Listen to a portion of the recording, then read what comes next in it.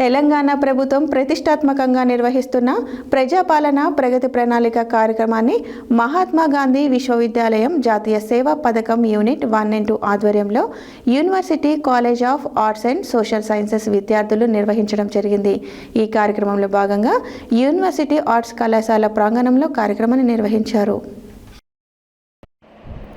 తెలంగాణ ప్రభుత్వం ప్రతిష్టాత్మకంగా నిర్వహిస్తున్న ప్రజాపాలన ప్రగతి ప్రణాళిక కార్యక్రమాన్ని మహాత్మా గాంధీ విశ్వవిద్యాలయం జాతీయ సేవా పథకం యూనిట్ 1 and 2 ఆధ్వర్యంలో university college of arts and social sciences విద్యార్థులు నిర్వహించడం జరిగింది. ఈ కార్యక్రమంలో భాగంగా యూనివర్సిటీ ఆర్ట్స్ కళాశాల ప్రాంగణంలో కార్యక్రమాన్ని నిర్వహించారు.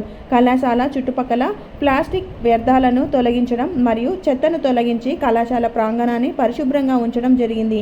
అదేవిధంగా కళాశాలలో తరగతుల గదులు మరియు డిపార్ట్మెంట్లలో పరిసరాలు పరిశుభ్ర కార్యక్రమం నిర్వహించి క్లాస్ రూమ్లను పరిశుభ్రంగా తయారు చేశారు.